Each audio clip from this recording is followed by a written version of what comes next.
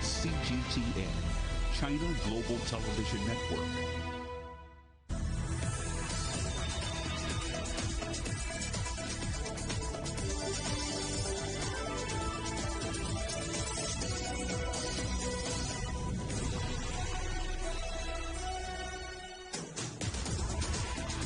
Hello and welcome to Global Business Europe, live from CGTN in London. I'm Jamie Owen. And I'm Robin Dwyer. Our top stories. China launches 3 astronauts into space as they begin a 3-month mission living aboard the country's new space station. Our other headlines: CureVac shares plunge after the German biotech firm's COVID vaccine proves less than 50% effective. Ryanair, EasyJet, TUI, IAG and the UK's largest airport group join forces to sue the UK government over its travel traffic light system. And it's all smiles in Paris. France unmasked as compulsory face covering ends outdoors. China has successfully launched 3 astronauts into space, marking a milestone in the country's space program. The 3 are the first to take up residency in the main living module. In the next 3 months, they'll be carrying out experiments and preparing the station to receive 2 laboratory modules next year. The team was sent on board the Shenzhou 12 spaceship and arrived at the core module after 6.5 hours. Well, here is how they set out on their historic flight. Our reporter Ning Hong was at the Satellite Launch Center. 3 veteran Chinese astronauts, Nie Haisheng, Liu Boming, and Tang Hongbo, are the first to travel to the core module of China's space station, the Tianhe. Greeted by local citizens, space engineers, and press from around the world, they set out from Wentiange, where they're staying before the launch, to start a 3-month journey to space. The last manned launch by China took place nearly 5 years ago. Since then, there have been more than 70 improvements and adjustments to the rocket alone.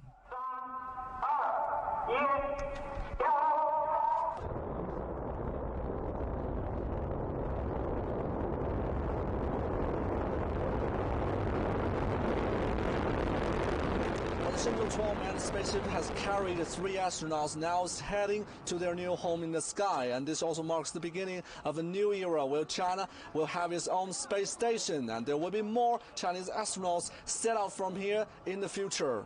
573 seconds after liftoff, the mission was announced to be a complete success.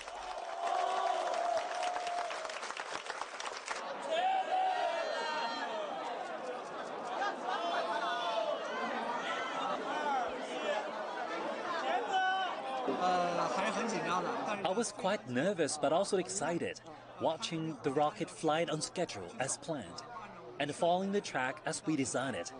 I feel relieved and happy. The rocket's performance is perfect today. We will have 2 to 3 launches every year in the future. We will continue carrying forward the spirit of China's manned space projects and help to build the space station. Let it better serve the people in China and around the globe. The achievements of China's space industry are made by these young space engineers. And rather than rest on their laurels, they will soon throw themselves into the Shenzhou 13 mission. Engineers and scientists are now celebrating the success of the Shenzhou 12 manned spaceship, and what awaits them is more tough tasks in the future. But at this moment is a moment of celebration and success. Ning Hong, CGTN, Zhouquan. James Head is Professor of Geological Sciences at Brown University. He's trained astronaut crews as well as participated in the selection of landing sites for the Apollo moon program. James, welcome. Just how significant is this project, this launch? I think it's very significant. This is, of course, the 3rd space station that China has put into Earth orbit. And it's just a good demonstration of the fact that China is on the march in the future. And joins the United States and ESA and Russia and other countries, in a very, very important mission. That is to say, to do science from Earth orbit and to, in fact, help others start to reach for outside the Earth orbit, that is the moon and beyond. For those of us who are not space scientists, what are they going to do now that they're there? Well, it's really interesting. I mean, I think the best analogy is it's like you're moving into a new house. You know, you got to make sure the lights work, turn on the lights, make sure the toilets work, essentially the heat and cooling, et cetera. So they'll be really kind of conditioning this. And it's a great place. I mean, the interior is fantastic. Of course, it's modern. This International Space Station has been there for 20 years, and so it's kind of an old house, if you know what I mean, whereas this one will be really great. But like any new house, you have to check everything out first. That's what they'll be concentrating on initially. It's obviously a huge and significant achievement for China, but how much of this is an international endeavour and international cooperation? Well, space is an organizational and technological frontier, and accomplishments in space really demonstrate national power. So anytime you do something this complex and this incredible, you know, it boosts national pride and prestige. And indeed, you bring along international partners. And so, of course, this will be really important because it's another way, as with the U.S. and Russian International Space Station, where anybody in the world can apply to, in fact, participate. So this broadens the international participation in what is arguably not the final frontier, but the next big frontier, that is space onto the moon and onto Mars. I wonder to what extent does the presence of China's space station push forward the global space exploration effort? Well, you know, space is a big place. I mean, we think of the Earth as being big, but it's really kind of tiny in the overall scheme of things. And so the more participation we have, the more space stations we have, the better able we are to understand our own home planet and then turn away from that to get the perspective that we accomplish by exploring the planet. So there's no doubt that this is the first step, as with the United States, in going to the moon and beyond. And so we really look forward to not only populating low Earth orbit, but actually meeting on the moon, shaking hands, and doing scientific exploration. And how long before we get back research and results? What kind of timescales are we talking about here? Well, of course, this is a new house, so to speak, so they'll be working on construction in the coming year, but they're already taking experiments up and cameras and things that they'll be installing during this approximately 3-month mission. And then additional Chinese astronauts will be launched in the next year and a half, and they will bring up additional experiments. And of course, China is soliciting a whole series of experiments from international partners to include in these launches and to operate from space. Professor James Head, thank you very much for talking to us. Pleasure to be here. Thanks. Banks and airlines across the US and Australia are resuming their online services after another global internet outage. The Massachusetts-based tech provider Akamai said it was working hard to resolve issues after its clients around the world reported server problems. Well, let's go live now to New York and our correspondent John Terrett, who is ready to speak to us. John, this is the second time in 2 weeks something like this has happened. What more can you tell us? I know. Well, isn't this ironic? I mean, this is really, really ironic. We work on a business program, right? We do business news every day, 5 days a week. How many of us had heard of Fastly, and even more so Akamai, before today? I'm willing to bet not many is the answer. And yet now these two companies have made headline news in the last week or so. If you remember, last week we had that huge internet outage affecting companies like CNN and the BBC and HBO Max and the Twitter emojis, apparently, and Amazon. And that was caused by a glitch at a company based in San Francisco called Fastly. And they blamed it, once the dust had died down, on a switch being flicked in the wrong direction, basically. And when that happened, I was talking to one of my colleagues here in the office, and we were trying, what is the other company that does what Fastly does? What is the other company? And we couldn't remember. And now we woke up today, and of course it is Akamai, based in Massachusetts. And what these companies do, just to help you understand, is they make other companies' websites run faster. So basically what they do is, if you are a huge corporation like, say, the BBC, for example, and you want to put your website out, if you did it from the server at headquarters, there would be bottlenecks all over the world. So what companies like Fastly and Akamai do is they take your entire website system and then they put it in locally. So when you access the website you want to access, you're not accessing it from London if you live in Johannesburg, but you're accessing it from a local server. That's basically what these companies do. And now, so today, there's been another outage, and this time by Akamai. And look at the list of companies. I mean, I've tried to verify as many of these as I can. Virgin Australia, the airline, the Australian Post, the newspaper, and then lots of banks, including ANZ, Westpac, St George's, ME Bank, which is an online bank, Allianz, Macquarie Bank. The Macquarie organisation in Australia is huge, Commonwealth Bank, the Australia Central Bank, the Royal Australian Bank, and the Hong Kong Stock Exchange. Now, all of those things have the same as we had last week. When you went to the website for a short time, it simply couldn't load. Now, Akamai says we got the companies back up again pretty quickly, just as Fastly did last week. We are told by the authorities and those in the know that it's not terrorism, it's not hackers, it was a glitch. But how extraordinary that two companies that you're not really supposed to know very much about, they like to be below the radar, have hit the headlines for the wrong reasons in the last week or so. Robin.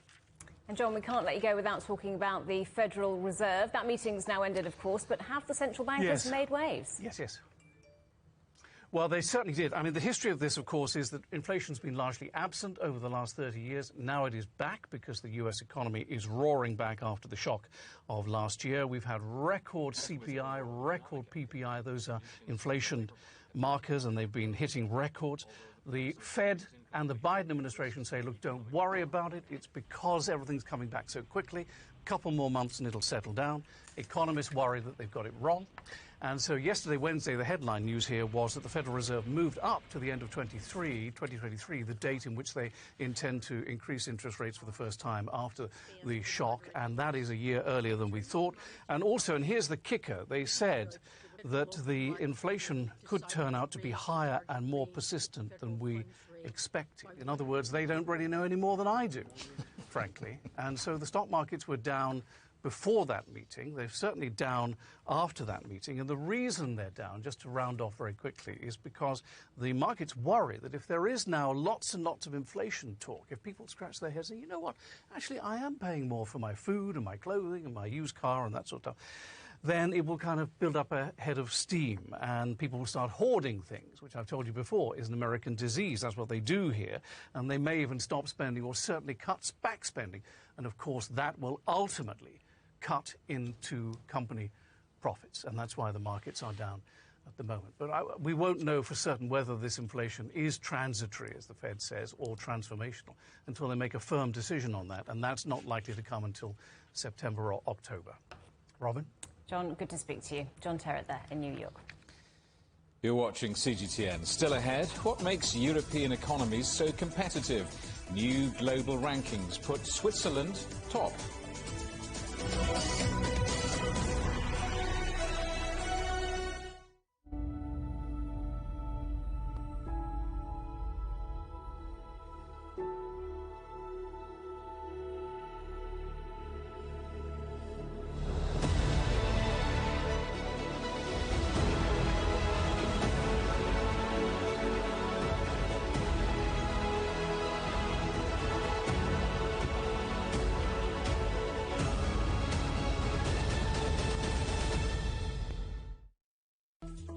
Search CGTN Europe wherever you get your podcasts to subscribe to The Agenda podcast. The Agenda with me, Stephen Cole, always gets to the heart of the story. Just subscribe today and listen now.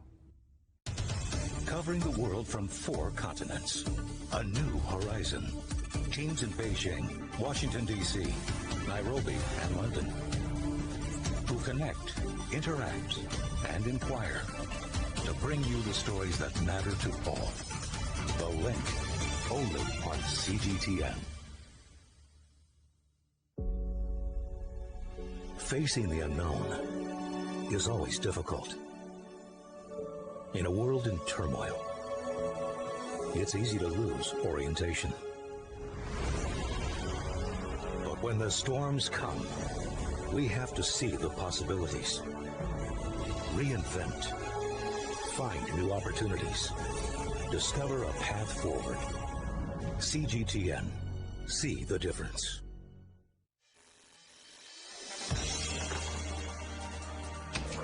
The world has changed under the pressure of the pandemic.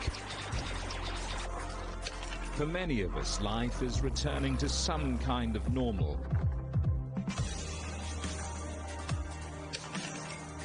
As we're adapting to changes in all of our lives, let Global Business Europe be your guide to the new normal. Join us weekdays on CGTN.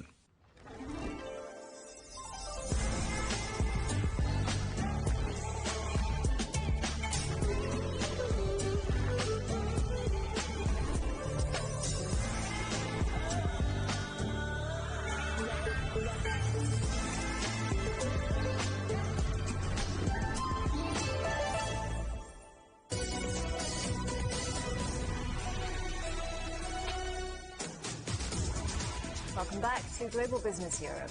CureVac shares took a dive after the German pharmaceutical company said its vaccine was only 47% effective against COVID. The interim results were generated from late-stage trials. It's a heavy blow to the group, which is backed by the government. Our correspondent Ryan Thompson joins us live now from Frankfurt. Ryan, despite the results, the European Medicines Agency still not writing off the CureVac jab.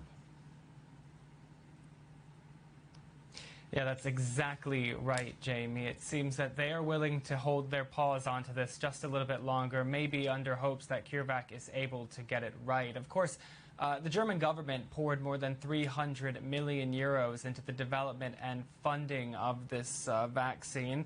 And at early stages, it did seem like it would be an early contender, and it seemed like it would hit the market with some degree of success. But obviously, that's quite far from the case. The efficacy is only 47%, so it doesn't even get over that 50% bar.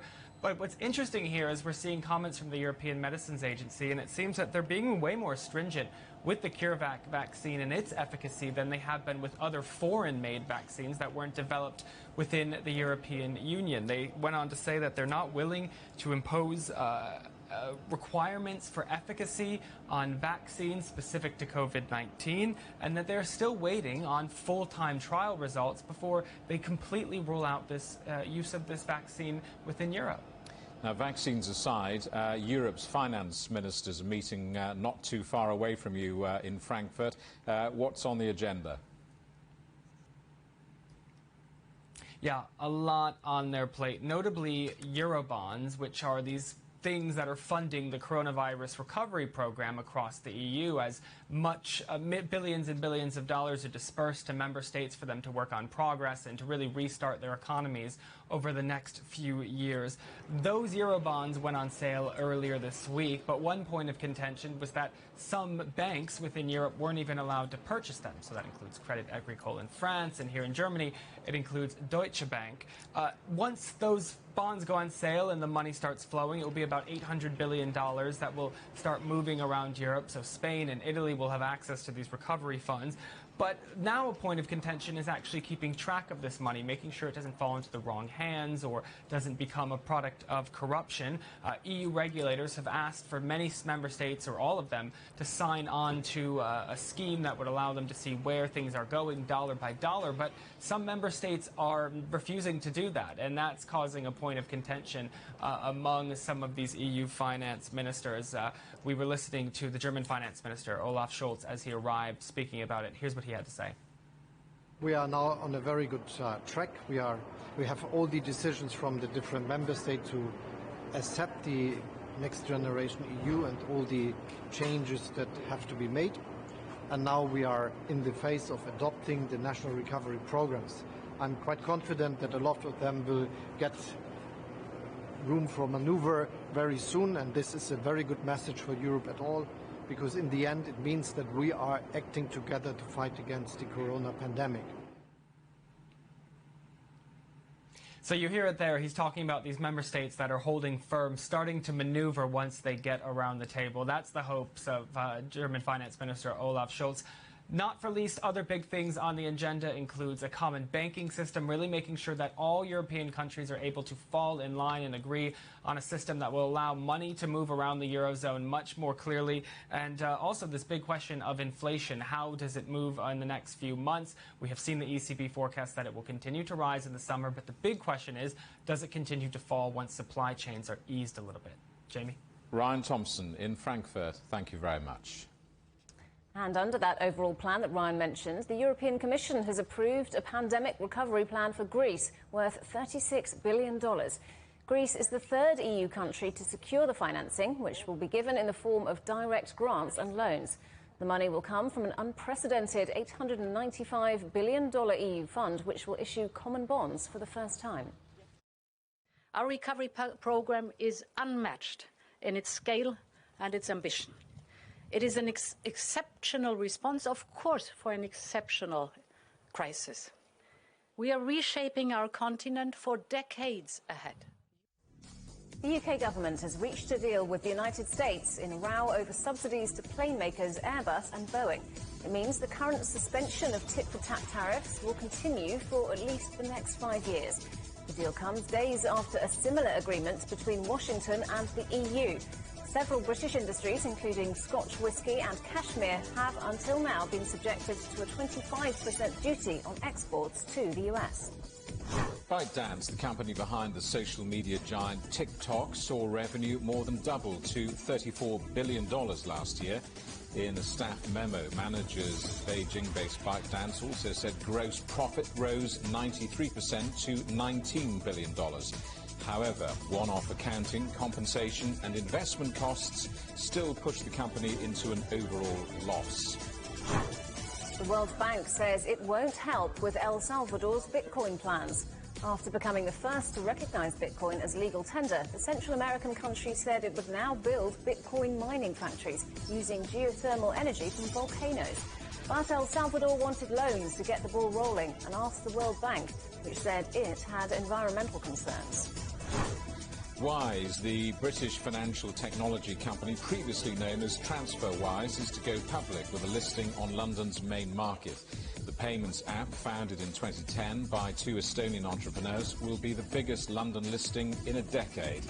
It's a boost for the UK government, which wants to attract more technology companies. Stock market listings in Europe have had a volatile few months, with at least 4 initial public offerings cancelled in recent weeks.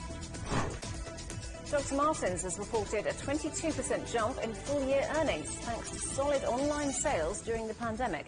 The British boots brand first listed its shares in January. While revenue has risen by 15%, its pre-tax profits fell by $40 million because of the cost of bringing the shares to market. The company says physical sales declined by 40%, largely due to store closures and restrictions caused by the pandemic.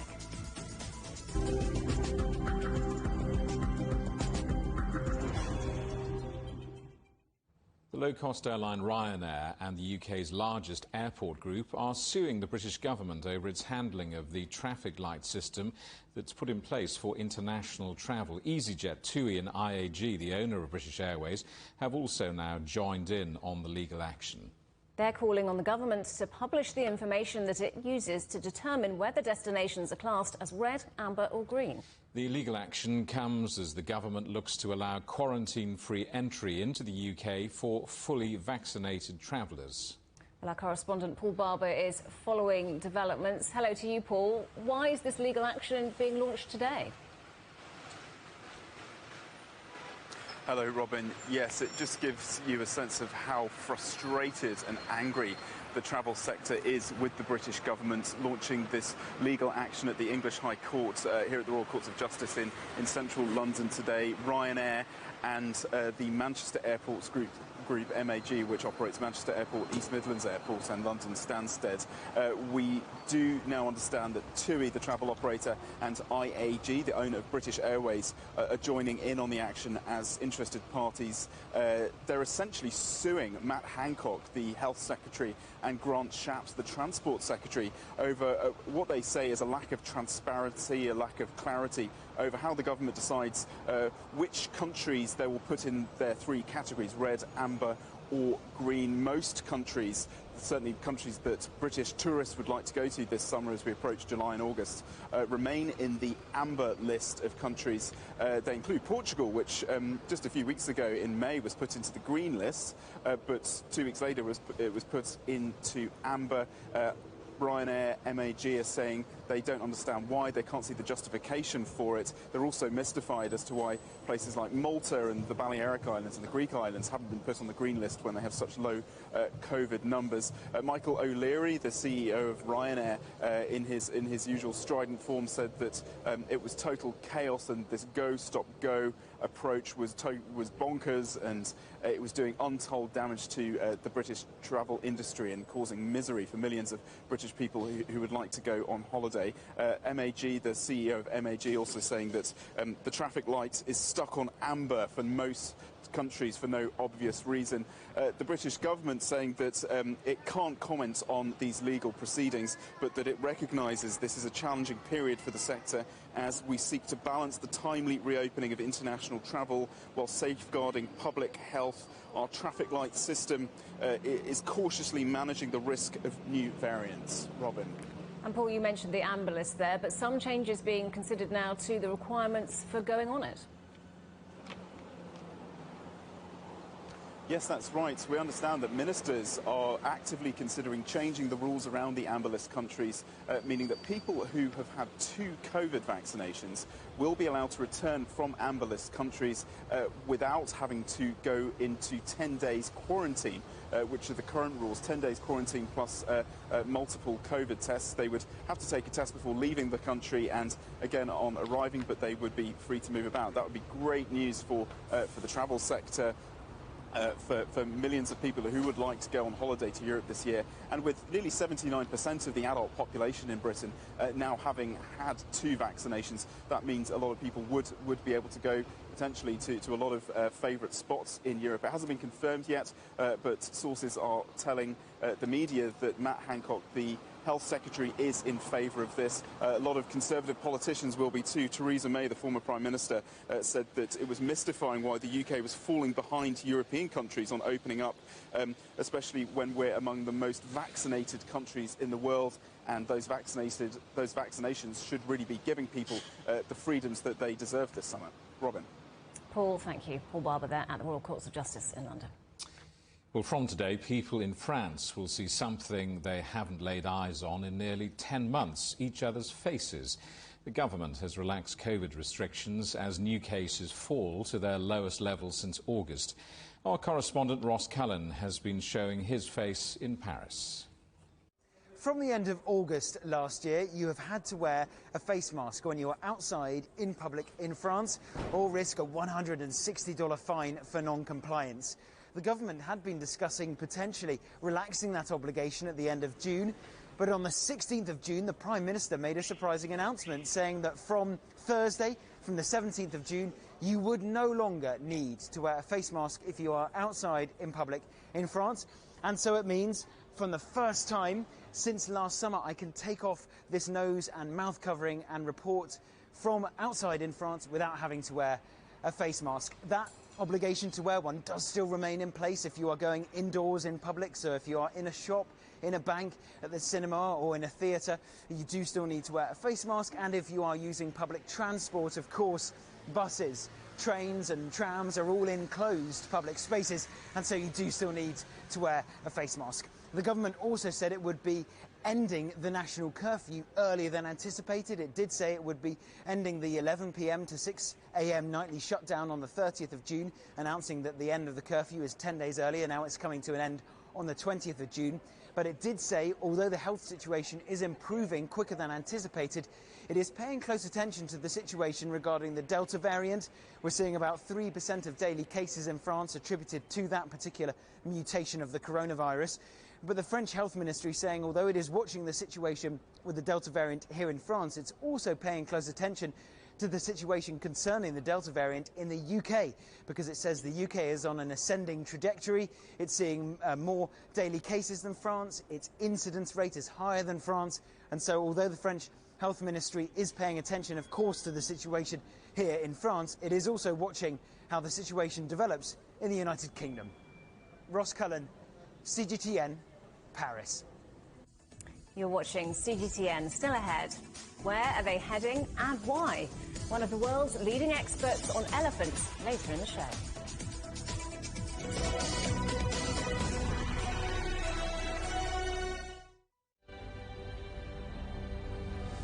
More than 100,000 people in Italy have now died from COVID-19. The vaccination programme offers some hope for the future, but intensive care units are near capacity. The Spanish government is hoping to vaccinate over 1 million people by next month. Living in Germany are struggling with their mental health. Hungary is supplementing the EU's vaccine rollout, buying doses from Russia and China to speed up the process. 4 million people have tested positive in France. After a grim winter, the promise of a spring bloom that could mean freedom for millions.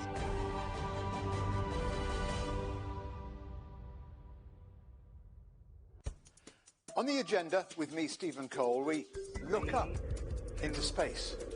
We look down into data. We look at debt. We look at politics. We look at opioids, climate change. We look at all the issues that really matter around the world. But you matter too. We want to tell the stories you want to see and hear about. Make it your agenda.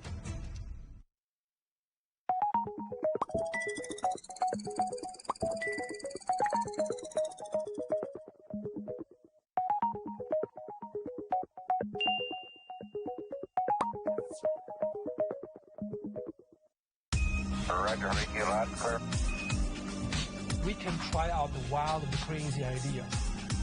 Nothing can stop an idea whose time is coming. This idea is coming.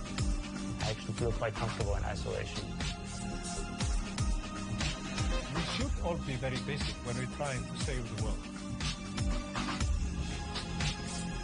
Awesome! We hope it will happen. We have to live in hope. The agreement is signed.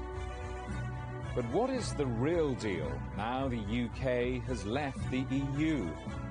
For trade, for business, for the city, for ordinary people. Make sense of Brexit with CGTN.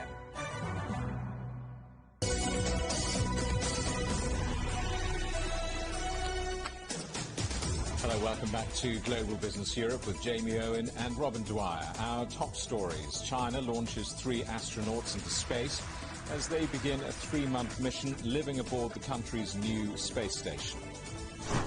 CureVac shares plunge after the German biotech firm's COVID vaccine proves less than 50% effective.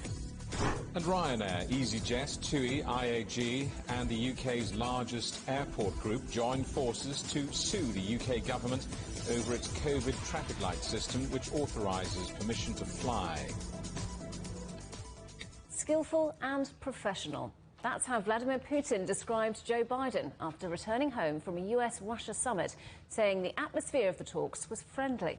The Kremlin says the meeting laid the groundwork for talks on a potential prisoner swap between Russia and the United States.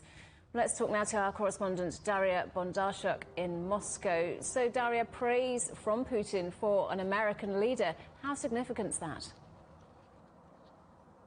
Well, indeed, Putin acknowledging Biden's professionalism, saying that he is nothing like the image that is created by some media, that Biden was completely across his brief and knew very well what he wanted to achieve. And Daria, can you still hear me?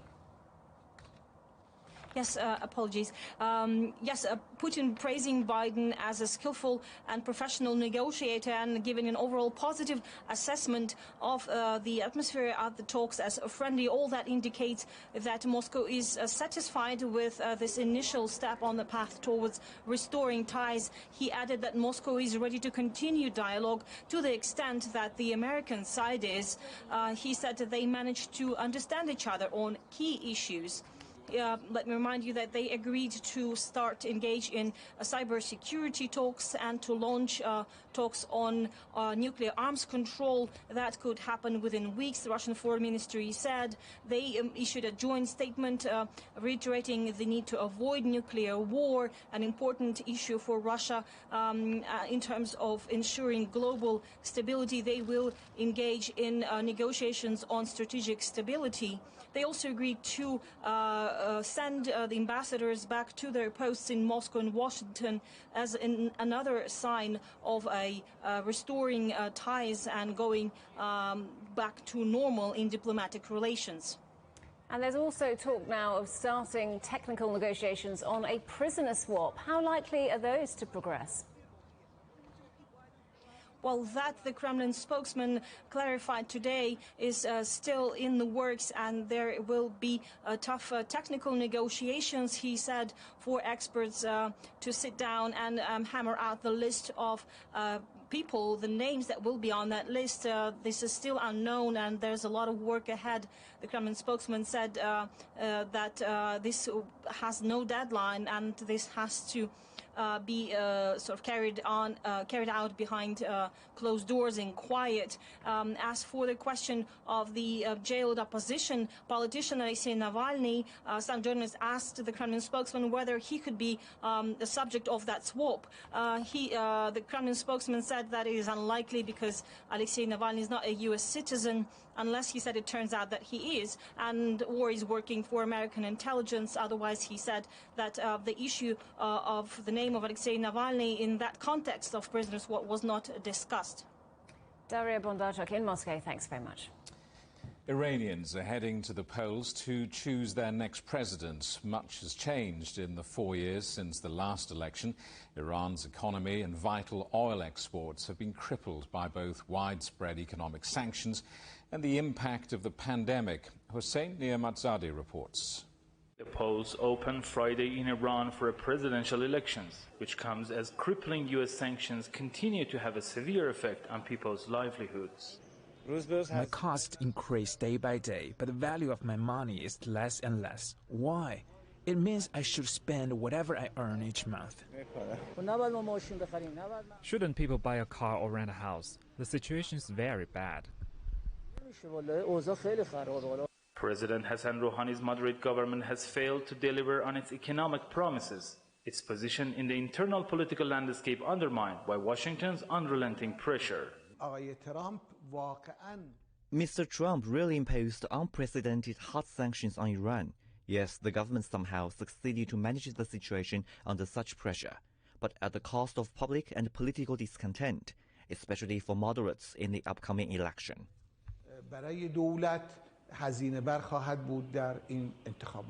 Iran's Guardian Council eventually approved 7 mostly conservative candidates. Among them, Ebrahim Raisi, the head of the judiciary, is seen as the front-runner to succeed outgoing President Rouhani. Leading moderate presidential candidate Abdel Nasser Hemati is expected to have an uphill struggle in attracting voters to his political agenda. Mr. Raisi is far ahead of the others. Other candidates have 10% or even lower.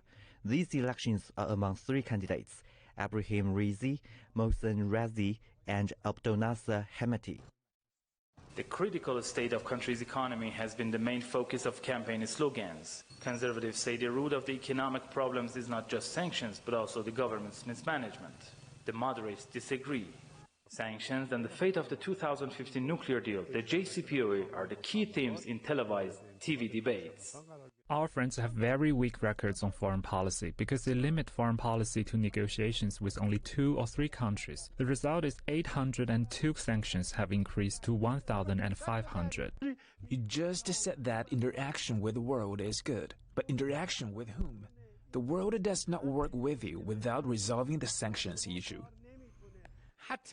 For sure, we will be committed to the JCPOA like all international agreements. But dear gentlemen, you are not able to implement this deal. The outcome of the presidential elections will certainly affect Iran's foreign policy, but it's only one of a number of decisive factors.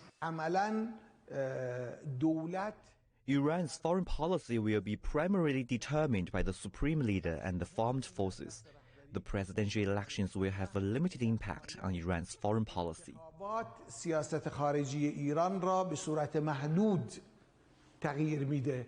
A conservative victory in the presidential election looks set to pave the way for tougher policies toward the West. And analysts here say the leading moderate candidate would need to work a miracle in order to change that overwhelmingly likely outcome. Hossein Niamatzadeh, CGTN, Tehran. Hong Kong police have arrested the editor-in-chief and 4 other directors of the Apple Daily newspaper. The arrests concern the publication of articles authorities say are part of a conspiracy to collude with foreign forces. Hong Kong Security Chief John Lee accused those arrested of using journalistic work to endanger national security. The Hong Kong Journalists Association has expressed concerns about the raid and arrests. The newspaper's owned by Jimmy Lai, who's already in jail on a range of charges. An inquiry into the 2017 Manchester Arena attack has found that the suicide bomber should have been identified as a security threat on the night of the attack. The report found that although Salman al-Baidi would have detonated his device if confronted, the loss of life might have been less. 22 people died in the bombing and hundreds more were injured. Al-Baidi set off his bomb at an Ariana Grande concert. Danish footballer Christian Eriksen will be fitted with a heart-starting device after suffering a cardiac arrest. The midfielder collapsed on the pitch during a Euro 2020 match. The team doctor has said the ICD, the other word for an implantable cardioverter defibrillator, is necessary to regulate an abnormal heart rhythm. The player is still in hospital but is said to be doing fine. The founding president of Zambia, Kenneth Kaunda, has died at the age of 97. He'd been suffering from pneumonia. One of the continent's first post-colonial rulers, he governed the African state for 27 years after independence from Britain in 1964. In later years, he became one of the most high-profile campaigners against the spread of HIV in Africa. Europe's first quantum computer has been unveiled in Germany. Able to carry out complex calculations at record speed, it's promising to revolutionise research in areas like self-driving cars and air taxis. Made by the tech giant IBM, the Q System 1 is the first of its kind outside the US. More at europe.cgtn.com. And remember that CGTN is available to watch for free on all the major digital platforms, on Smart TV or online on Roku, Apple TV, Amazon Fire and Android TV, YouTube and Dailymotion, as well as CGTN.com and the CGTN app. You're watching CGTN. Still ahead, Home Sweet Home, making the world's cities healthier and happier places to live.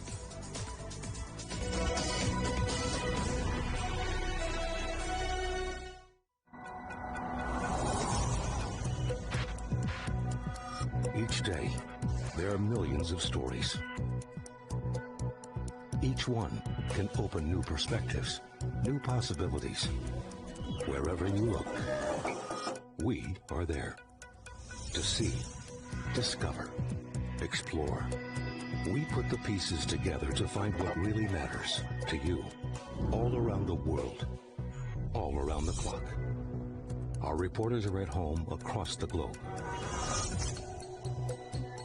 From our headquarters in Beijing and production centers in Washington, Nairobi, and London, China Global Television Network.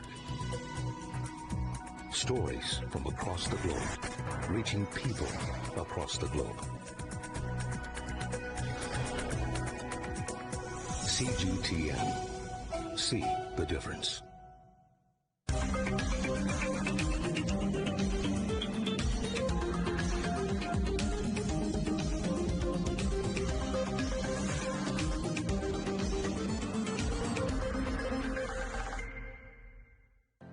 Mari, what would you say is a good question? Stephen, I'd say it's one where there's always more than one answer. The Answers Project is a new podcast series from CGTN Europe. With me, Stephen Cole. And me, Mari Beveridge. In each episode, we'll take a complex question. And with the help of some of the world's foremost experts, shine light on some of the answers. So join us for The Answers Project. Available wherever you get your podcasts.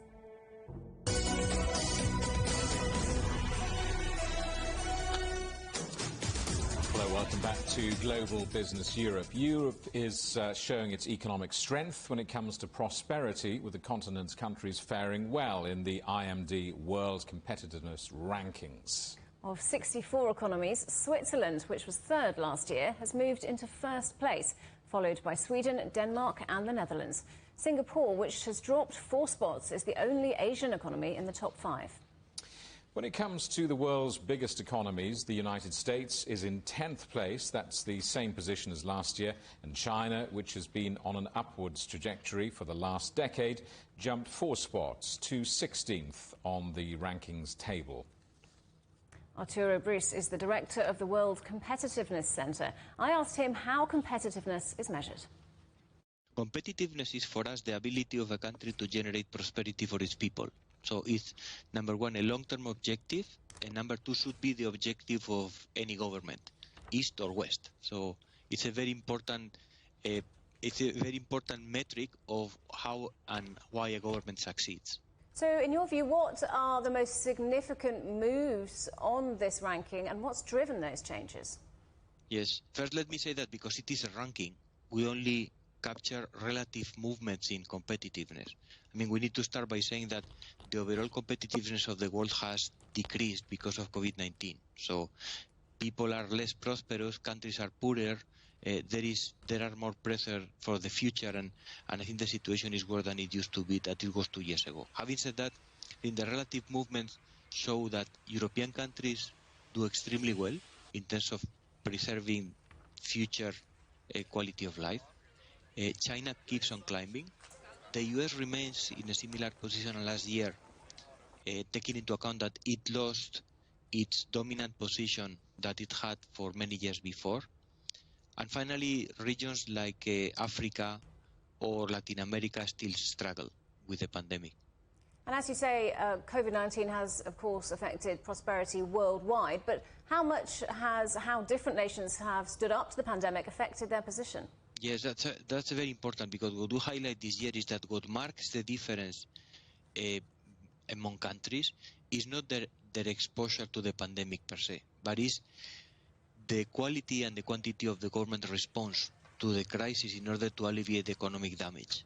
And we see very well that the countries that rank on the top this year are the countries that have implemented the best policies, both for the present and for the future. While countries that have been either slow or not very imaginative in coping with the economic impact of the pandemic are struggling. Are you seeing any trends here? For example, China's moved up the ranking. Are you seeing a rise in Asia? This has been consistently the case for the last years. I think China's increase in competitiveness is driven by its long-term momentum, in that it has been and is becoming the largest economy in the world, still with some problems. That's why it's still number 16. So, for example, income inequality, the lack of geographical diversification of its economic development, corruption in the public sector, and so on. But China and Asia overall continue increasing. At the same time, we need to take into account that some economies in Asia, I'm thinking, for example, of South Korea or particularly Singapore, have had trouble when their borders shut down, because they rely a lot on mobility and they rely a lot on the export and import of services. So we have a dual map in Asia this year, with economies that have done extremely well, like China, economies that have suffered a little bit more, like Singapore. And how would you like to see policymakers and the business community put your ranking into use when it comes to their decision-making?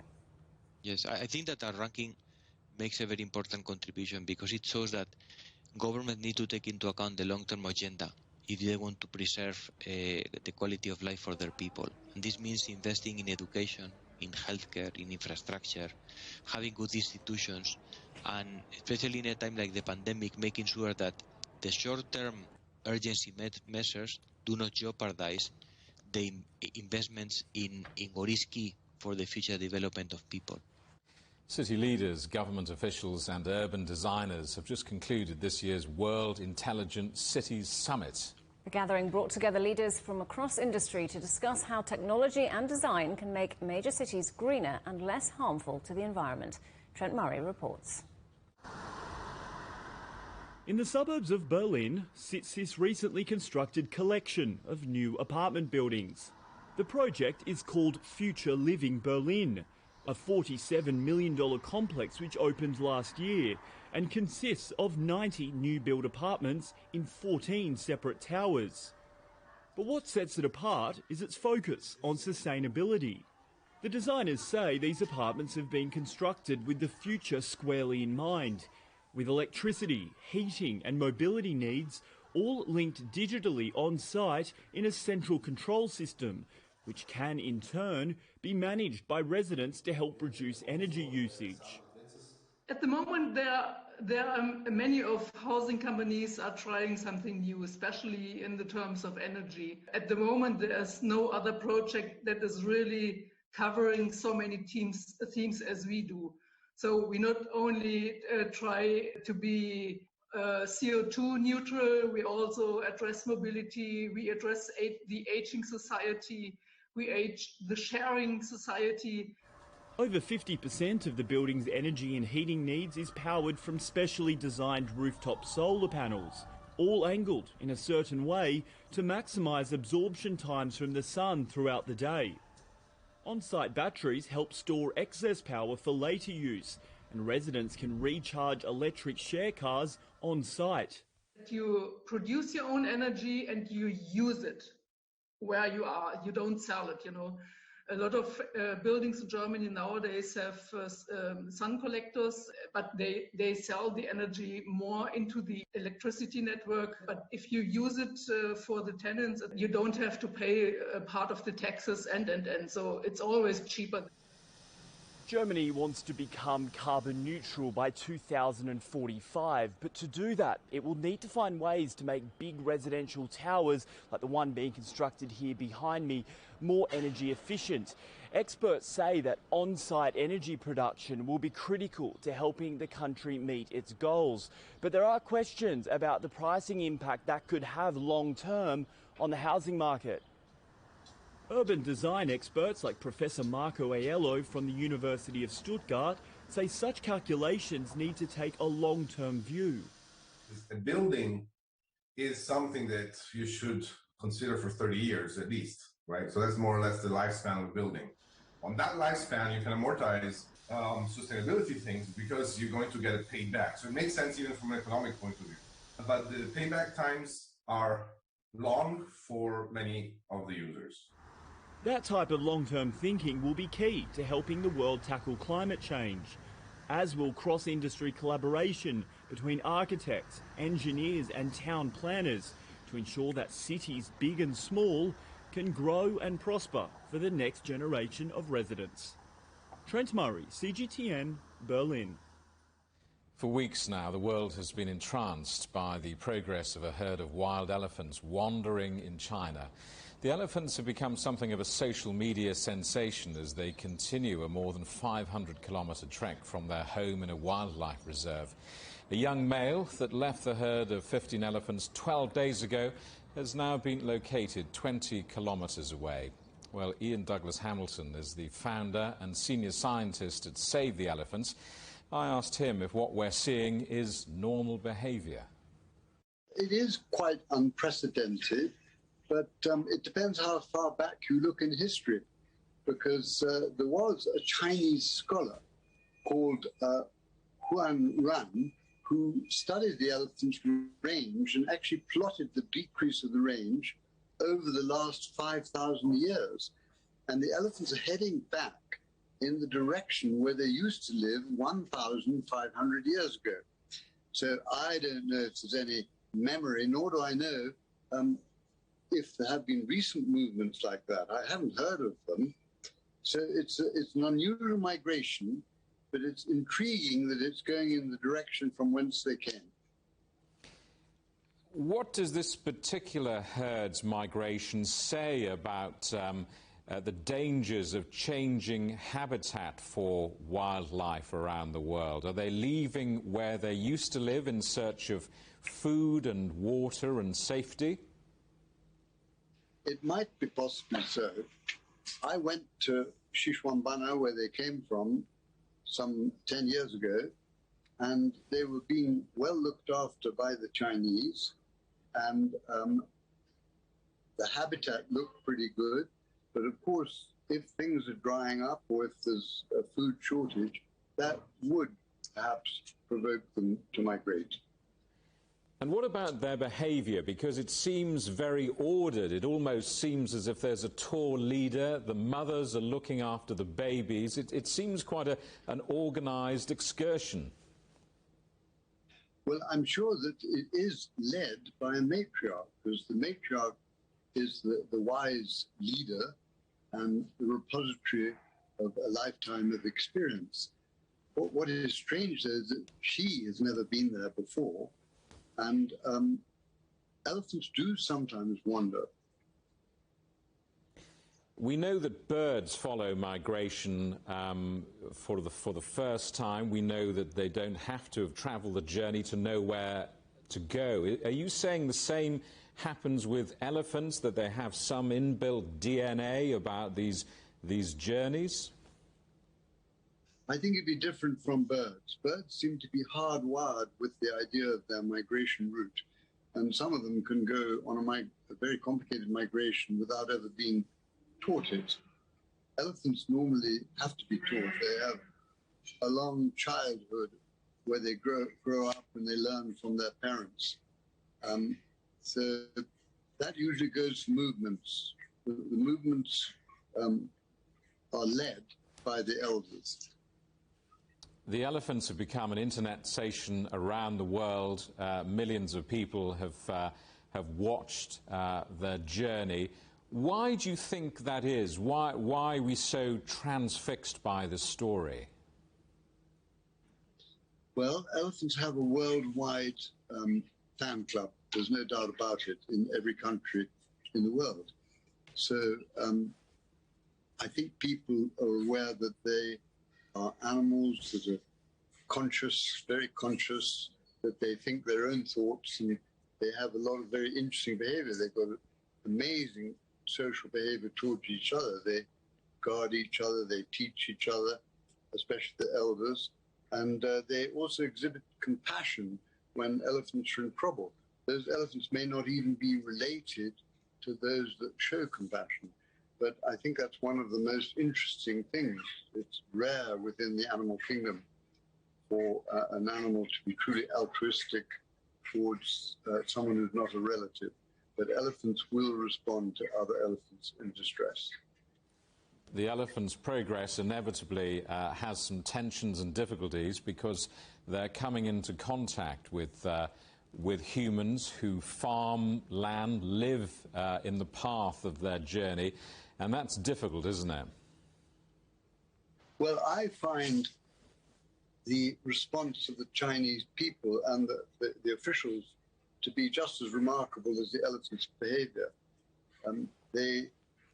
People in the way of the elephants have been instructed to be kind and not to pest the elephants, not to watch them unduly closely or to get in their way, and to understand that elephants sometimes might instinctively react to people coming near them and attack.